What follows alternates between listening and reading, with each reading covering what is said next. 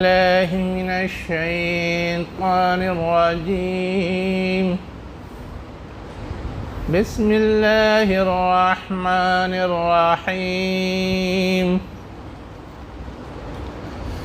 إن يمسسكم قرح فقد مس القوم قرح مثله وتلك الأيام نداولها بين الناس وليعلم الله الذين آمنوا ويتخذ منكم شهداء والله لا يحب الظالمين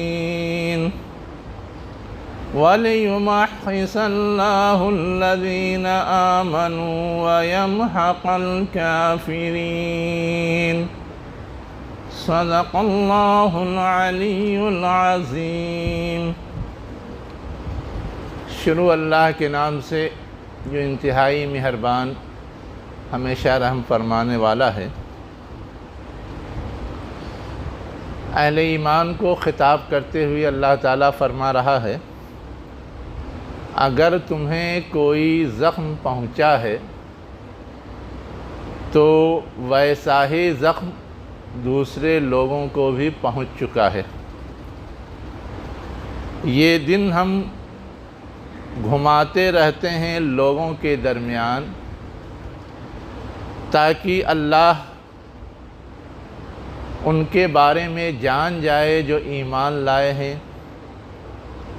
تاکہ ان میں سے شہداء بنائے، اور اللہ ظالمین کو پسند نہیں کرتا. اور اس لیے بھی کہ وہ لوگ جو ایمان لائے ہیں انہیں وہ نکھارنا چاہتا ہے اور کافرین کو مٹانا چاہتا ہے. یہ سورہ آل عمران کی 140 اور 141 نمبر آیتیں ہیں جس کی میں نے ابھی آپ کے سامنے تلاوت کی اور ترجمہ پڑھا ہے. یہ آیتیں اصلاً غزوہ احد کے بعد نازل ہوئی تھی. ہم اور آپ اگر کچھ بھی حضور کی سیرت جانتے ہیں تو اتنا ضرور جانتے ہیں کہ اس غزوے کے موقع سے بعض اہل ایمان کی غلطیوں کی وجہ سے وقتی طور پہ ہنگامی صورتحال پیدا ہوئی، کچھ شکست کی کیفیت پیدا ہوئی، پھر اللہ تعالیٰ نے انہیں سنبھلنے کا موقع دیا اور فتح بالآخر اہل ایمان ہی کو حاصل ہوئی تھی. لیکن یہ جو صورتحال پیدا ہوئی اس میں یقیناً اہل ایمان کا نقصان ہوا تھا. اچھے خاصے اہل ایمان مارے گئے تھے، بہت سارے لوگ زخمی ہوئے تھے، بہت کچھ نقصان ہوا تھا. اس کی وجہ سے ایک طرح کا درد، ایک طرح کا کرب، ایک طرح کی بے چینی بلکہ مایوسی اہل ایمان میں پیدا ہو گئی تھی. اسی پہ تبصرہ کرتے ہوئے کہا جا رہا ہے کہ اگر تمہیں اس جنگ کے موقع سے کوئی زخم پہنچا ہے، تکلیف پہنچی ہے، تو یہ کوئی ایسی بات نہیں ہے کہ اس کی وجہ سے مایوس ہو جایا جائے، دل چھوٹا کر لیا جائے.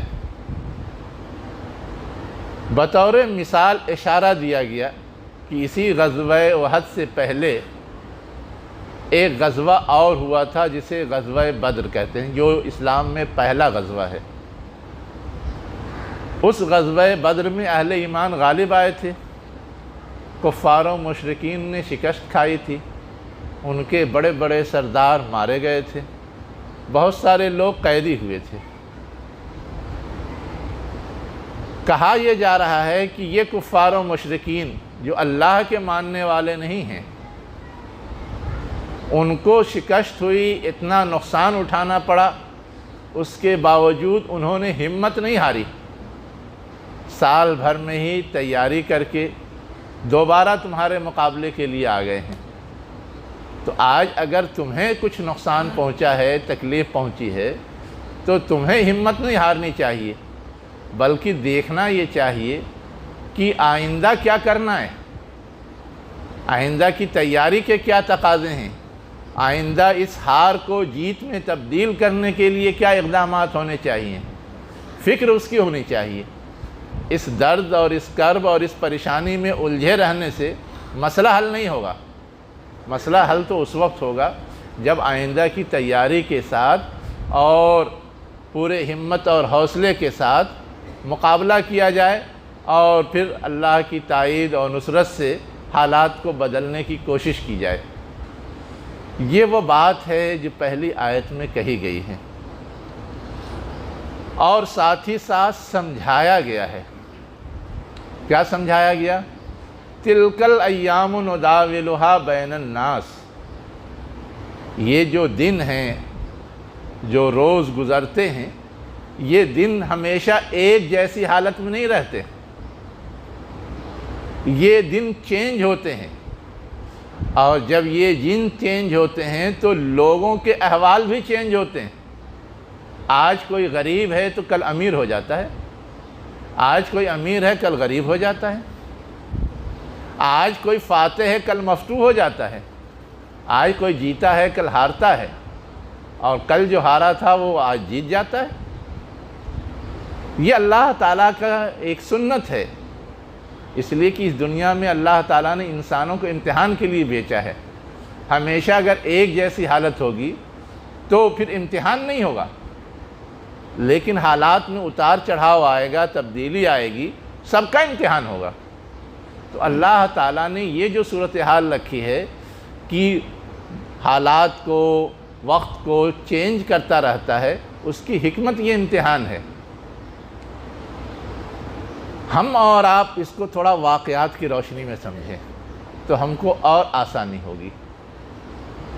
اسی قرآن مجید کے اندر یوسف علیہ السلام کا قصہ بیان ہوا ہے۔ ان کے خلاف ان کے سگے بھائیوں نے سازش کی اور اپنے خیال سے ان کو کنویں میں ڈال دیا کہ یہ مرکب کے برابر ہو جائیں، لیکن اللہ تعالیٰ نے حالات کیسے بدلے؟ چند ہی دنوں بعد حالت یہ ہو گئی کہ یوسف علیہ السلام مسند اقتدار پر تھے، سب کچھ ان کے ہاتھ میں تھا، اور یہ بھائی لوگ جنہوں نے سازش کی تھی وہ حالات کے چپیٹ میں ایسے آئے کہ زندہ رہنے کے لیے خوراک کا مسئلہ تھا تو اس کو حاصل کرنے کے لیے ان کے دربار میں حاضری دی اور ان سے تعاون کی اپیل کی، ان سے مدد چاہی۔ حالات چینج ہوئے۔ اسی قرآن میں یہ بات بھی ہے کہ حضور صلی اللہ علیہ وسلم اور صحابہ کے سلسلے میں مکہ کے کفار اور مشرکین نے کیا کیا تدبیریں کی ان کو پریشان کرنے اور ان کو مٹانے کے لیے۔ مجبوراً صحابہ کرام کو ہجرت کرنی پڑی تھی، حضور کو بھی انہوں نے قتل کرنے کی سازش کی، مجبوراً آپ کو بھی ہجرت کرنی پڑی، لیکن اللہ نے 10 ہی سال میں حالات ایسے چینج کیے کہ نبی کریم صلی اللہ علیہ وسلم اسی مکہ کے اندر فاتح کی حیثیت سے آئے، اور یہ سارے لوگ جو قتل کی سازش کرنے والے تھے وہ اپنی جان کی حفاظت کے لیے ان کے سامنے کھڑے بھیک مانگ رہے تھے۔ حالات اللہ ایسے چینج کرتا ہے۔ یہ تو میں نے قرآن کی مثال دی ہے، ایک زندہ مثال اس ملک کی دیتا ہوں۔ ہمارے ملک کا جو دستور ہے، اس دستور ساز کمیٹی کے صدر ڈاکٹر امبیڈکر تھے۔ وہ نچلی ذات سے تعلق رکھتے تھے۔ ان کے بارے میں آتا ہے کہ جب وہ اسکول میں پڑھ رہے تھے تو اس وقت ان کے جو اونچی ذات کے برہمن ساتھی تھے وہ ان کے ساتھ ان کی بینچ پر نہیں بیٹھتے تھے، وہ آگے کی بینچ پہ بیٹھتے تھے اور ان کو پچھلی بینچ پہ بیٹھایا جاتا تھا۔ پینے کے لیے جو پانی کا انتظام تھا ان کے لیے الگ گلاس رکھا ہوا تھا، ان کے لیے الگ گلاس رکھا ہوا تھا۔ اتنی نفرت، اتنا فاصلہ اور اتنی دوری تھی، اور حالات نے ایسا پلٹا کھایا کہ جب ملک آزاد ہوا تو جو دستور ساز کمیٹی بنی اس میں ہر طرح کے لوگ تھے، بہت سارے اونچی ذات کے لوگ بھی تھے، لیکن سب ڈاکٹر امبیڈکر کے ماتحت کام کر رہے تھے، ان کے ساتھ بیٹھ کر کے سب کچھ کر رہے تھے۔ وہاں پھر وہ مسئلہ نہیں رہ گیا کہ ہاں ہم آپ کے ساتھ ایک بینچ پہ، ایک کرسی پہ، ایک ٹیبل پہ نہیں بیٹھیں گے، اور اب تو ان کو مہان پروش سب کہنے لگے ہیں۔ حالات نے چینج کیا، تبدیلی آئی۔ اس چیز کی طرف اصلاً اشارہ ہے تلک الایام نداولھا بین الناس، کہ ان دنوں کو ہم لوگوں کے درمیان گردش دیتے رہتے ہیں اور ہر ایک کے حالات میں تبدیلی آتی رہتی ہے۔ اس لیے حالات سے دل برداشتہ ہو کر کے، حالات سے پریشان ہو کر کے ہمت اور جرأت ہارنی نہیں چاہیے، بلکہ کوشش کرنی چاہیے۔ اللہ حالات بدل دے گا تو ہم پھر اچھی حالت میں آ جائیں گے۔ اب ایک سوال تھا کہ ہم تو صاحب ایمان ہیں، اللہ کے ماننے والے ہیں، پھر آخر ہماری شکست کیوں ہوئی، ہمیں پریشانی کیوں لاحق ہوئی، ہم تکلیف میں کیوں مبتلا ہیں؟ یہ ایک احساس ستاتا ہے نا۔ اس کا بھی جواب دیا گیا ہے ان آیات کے اندر، اور کہا گیا کہ اللہ تعالیٰ نے یہ جو حالات پیدا کیے، اصلاً اللہ تعالیٰ ان کے ذریعے کچھ کرنا چاہتا تھا۔ سب سے پہلی چیز کیا چیک کرنا چاہتا تھا کہ جو لوگ ایمان کا دعویٰ کرنے والے ہیں وہ ایمان کے دعوے میں کتنے مخلص ہیں۔ ایسا تو نہیں ہے کہ دکھاوے کے لیے ایمان قبول کر لیا ہے، دکھاوے کے لیے ایمان کا مظاہرہ کر رہے ہیں۔ جب اس طرح کا مشکل وقت آتا ہے تو یہ سمجھ میں خوب آتا ہے، جو دکھاوے والے ہوتے ہیں وہ دائیں بائیں ہوتے ہیں، ہمت اور جرأت کا مظاہرہ نہیں کرتے، لیکن جو مخلص ہوتے ہیں وہ سینہ سپر رہتے ہیں اور مقابلہ کرتے ہیں، ایمان کی خاطر ہر قربانی دینے کو تیار ہوتے ہیں۔ اس سے اللہ تعالیٰ سچے اور پکے مومن اور دکھاوے والے مومن کے درمیان فرق کر دیتا ہے۔ اسی کو اللہ تعالیٰ کہہ رہا ہے تاکہ جان جائے، جانچ لے ان لوگوں کو جو ایمان لائے ہیں۔ اور اس کے آگے اللہ تعالیٰ یہ بھی کہہ رہا ہے کہ یہ جو صورتحال پیدا کرتا ہے، اس کے لیے اللہ تعالیٰ تمہارے درجات بلند کرنا چاہتا ہے۔ یتخذ منکم شہداء، تم میں سے شہید بنانا چاہتا ہے۔ ہم اور آپ جانتے ہیں انبیاء کے بعد، صلحاء کے بعد شہداء کا مرتبہ ہے۔ وہ جس طرح انبیاء سفارش کریں گے ویسے یہ شہداء سفارش کریں گے قیامت کے دن۔ اگر حقوق اللہ ان کے کندھے پر نہیں ہے تو وہ بلا کسی حساب کتاب کے جنت پہنچائے جائیں گے۔ صرف حقوق العباد کے حوالے سے ان سے سوال و جواب ہوگا، اور حقوق اللہ کے حوالے سے جتنی ان کی کوتاہیاں ہیں سب اللہ یوں ہی معاف کر دے گا۔ یہ اعزاز ہے شہداء کے حوالے سے۔ اس اعزاز کو حاصل کرنے کے لیے بہت لوگ اپنے دلوں میں تمنا رکھتے تھے، لیکن سب کو حاصل نہیں ہوتا۔ جس کو اللہ دینا چاہتا ہے اسے حاصل ہوتا ہے۔ ہم اور آپ جانتے ہیں کتنی جنگیں فتح کی خالد سیف اللہ رضی اللہ عنہ نے، لیکن انہیں یہ نصیب نہیں ہوا۔ بستر مرگ پہ لوٹتے پوٹتے کہ میرے جسم کا کوئی حصہ ایسا نہیں جہاں زخم نہ ہو، لیکن شہادت مجھے نہیں مل سکی۔ ہم اور آپ جانتے ہیں کہ سارے دشمنان اسلام کو صلاح الدین ایوبی نے پریشان کیا، ناکو چنے چبوائے، شکست دی، بیت المقدس کو آزاد کرایا، لیکن وہ بھی دل میں شہادت کی تمنا رکھتے تھے، انہیں نہیں حاصل ہوئی۔ اب جسے اللہ دینا چاہتا ہے دیتا ہے موقع۔ تو کہا جا رہا ہے کہ تم میں سے کچھ کو یہ اعزاز اور یہ منصب عطا کرنا چاہتا ہے، جس کے لیے اس طرح کی صورتحال اللہ تعالیٰ پیدا کرتا ہے۔ پھر آگے جو بات بتائی جا رہی ہے وہ یہ ہے کہ اللہ ظالموں کو پسند نہیں کرتا۔ اگر یہ نظر آ رہا ہے کہ وہ جیت گئے ہیں، اس کا یہ مطلب نہیں ہے کہ وہ سرخرو ہو گئے ہیں۔ اللہ تعالیٰ تو ایک چمیٹے میں سب کا کام تمام کر سکتا ہے، لیکن ہر ایک کو مہلت عمل ملنی چاہیے امتحان کے لیے، اس لیے مہلت عمل ملی ہوئی ہے۔ ورنہ تو تاریخ اس بات پہ بھی گواہ ہے کہ فرعون جیسا ظالم ایک مرتبہ اپنے پورے لاؤ لشکر کے ساتھ سمندر کے لہر کی زد میں ڈال دیا گیا۔ اسی طرح آپ یہ بھی دیکھیے کہ جو کچھ پچھلی قوموں کے ساتھ ہوا ہے، ان کا معاملہ بھی کیا تھا؟ سب مٹا دیے گئے۔ ان کی بیماری ایک تھی استکبار۔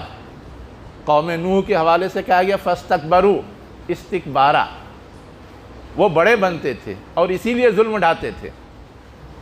آج بھی جتنے ظالم ہیں وہ اپنے آپ کو سپر سمجھتے ہیں، اس لیے جو چاہتے ہیں وہ کرنے کے لگتے ہیں۔ اللہ تعالیٰ کو یہ چیز پسند نہیں ہے۔ اللہ سے بڑھ کر کے کوئی نہیں، اس لیے اللہ کے مقابلے میں کوئی بھی کبریائی کا مظاہرہ کرے اللہ اسے برداشت نہیں کرتا۔ اسی لیے ہر کبر میں مبتلا ہونے والے، گھمنڈ میں مبتلا ہونے والے قوم کو اللہ نے ہلاکت سے دوچار کیا ہے، چاہے وہ قوم نوح ہو، چاہے قوم عاد ہو، اس کے بارے میں بھی آیا ہے فاستکبروا فی الارض بغیر الحق۔ اسی طرح فرعون کے حوالے سے آیا، اس کی قوم کے حوالے سے آیا ہے فاستکبروا فی الارض وکانوا قوما عالین۔ وہ زمین میں بڑے بنتے تھے اور اپنے آپ کو اونچا سمجھتے تھے، دوسروں کو نیچ سمجھتے تھے۔ اس بیماری کی وجہ سے وہ ظلم کا ارتکاب کرتے تھے۔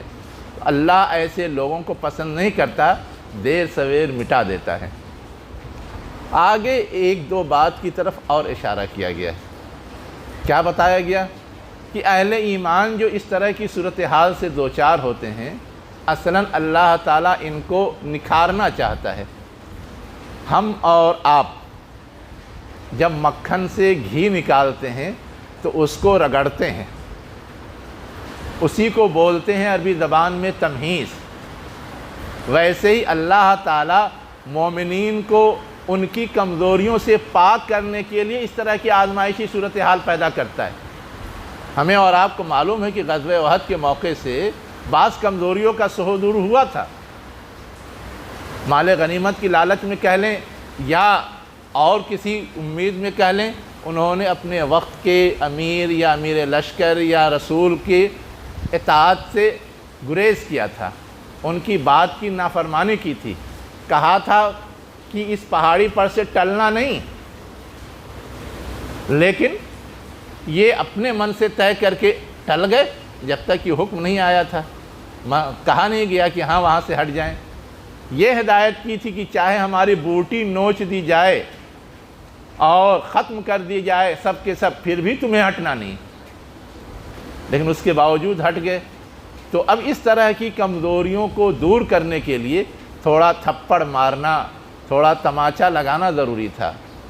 اس کی طرف اشارہ کیا گیا کہ یہ جو تمہارے صورتحال ایک طرح شکست کی بنی ہے، یہ تمہیں سدھارنے کے لیے ہے، تمہیں پیور بنانے کے لیے ہے، تمہیں نکھارنے کے لیے ہے۔ یہ چیز اگر حاصل ہو گئی تو کل تم اور ایک بڑا کام کر سکو گے۔ اسی کو آگے وَلَيُمَحِّصَ اللَّهُ الَّذِينَ آمَنُوا، اللہ تعالیٰ نکھارنا چاہتا ہے ان لوگوں کو جو ایمان لائے ہیں، وَيَمْحَقَ الْكَافِرِينَ، اور کافروں کو مٹانا چاہتا ہے۔ اس لیے کہ اگر یہ کمزوریاں رہیں گی تو مقابلہ نہیں ہو سکتا، مٹانے کا کام نہیں ہو سکتا۔ یہ کمزوریاں دور ہوں گی، آج نہیں کل وہ مٹانے کا عمل ہو سکتا ہے۔ میں نے یہ آیتیں جو آپ کے سامنے پڑھی ہیں اور یہ ساری باتیں جو آپ کے سامنے رکھی ہیں، اس کے پیچھے اصلاً سبب یہ ہے کہ اس وقت جو کچھ صورتحال ہے، اس صورتحال میں جس طرح یک طرفہ زیادتی ہو رہی ہے اور یک طرفہ نقصان اٹھانا پڑ رہا ہے، اس کی وجہ سے عالمی سطح پر بھی اور ملکی سطح پر بھی اہل ایمان ڈرے خوف اور خوف میں مبتلا اور مایوسی کا شکار اور دل شکستہ ہیں۔ ان کو اصل یہ سمجھنا چاہیے کہ اللہ تعالیٰ نے یہ جو صورتحال پیدا کی ہے، یہ صورتحال ہماری کمزوریوں کو دور کرنے کے لیے اور ظالموں کے ظلم کو اجاگر کرنے کے لیے پیدا کی ہے، اور اس کے بعد اگر ہم نے جرأت و ہمت کا ثبوت دیا تو اللہ تعالیٰ حالات بدل سکتا ہے۔ ہمیشہ ایک جیسے حالات نہیں ہوتے، بس ضرورت اس بات کی ہے کہ ہمت اور حوصلے سے کام لیا جائے اور آئندہ کیا کرنا ہے اس کے مطابق اپنی کوشش جاری رکھی جائے۔ اللہ مجھے بھی اس کی توفیق دے، آپ کو بھی اس کی توفیق دے۔ اقول قولی ھذا واستغفر اللہ لی ولکم اجمعین برحمتک یا ارحم الراحمین۔